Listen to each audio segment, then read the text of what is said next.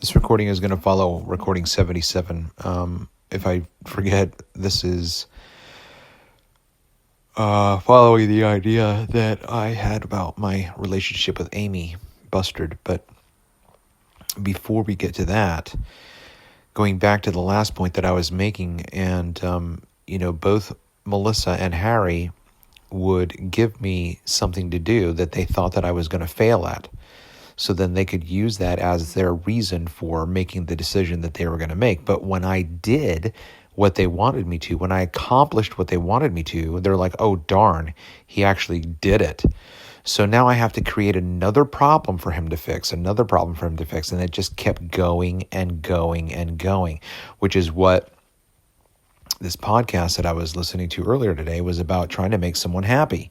You cannot live with the insanity of trying to make someone happy because you say, tell me how to make you happy. And then they tell you, and then you do it, and they're not happy.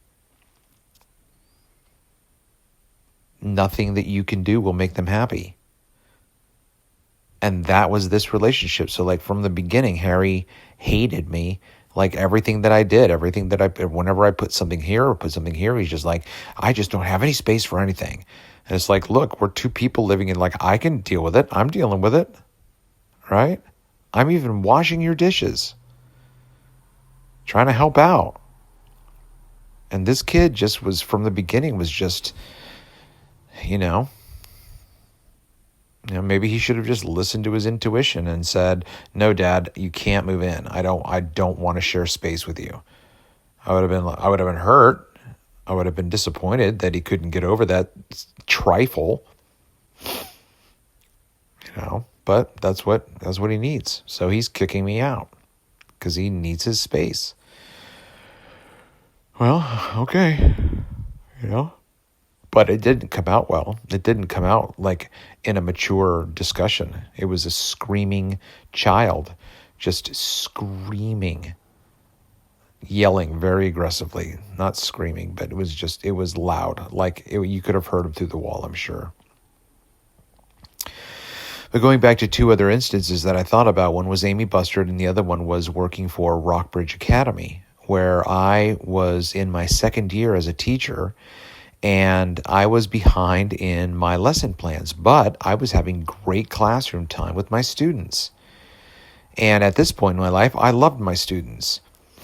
And so my headmaster called me in and said, I'm not going to extend your contract next year. And I begged him. I'm like, oh, come on, listen, this is my second year.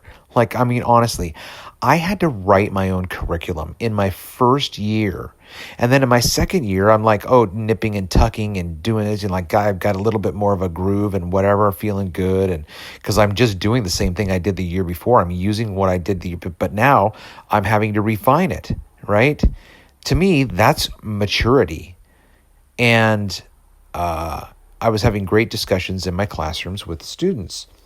Well, I was behind on my lesson plans. He's like, you're behind on your lesson plan. You're not keeping up. I'm like, okay, please, can we work something out? He's like, okay, look, if I put the director of instruction over you, you need to meet with her on a weekly basis. She's going to tell you what you need to do, and you need to do it. And I said, okay. And she gave me nothing but check marks and pluses. No criticism. She's like, you're doing exactly what I'm asking. This is exactly what I want. And at the end of the year, he called me in and said, I'm letting you go. And I was like, what? I have it on paper. Look right here. Look what she says. She says, you're doing exactly what I asked you to do. And that was your stipulation. And he was like, yeah, you fucker. You actually did it. You actually stepped up to the plate and hit it out of the park. Great job. Now I can't fire you legitimately. I have to be a dick about it.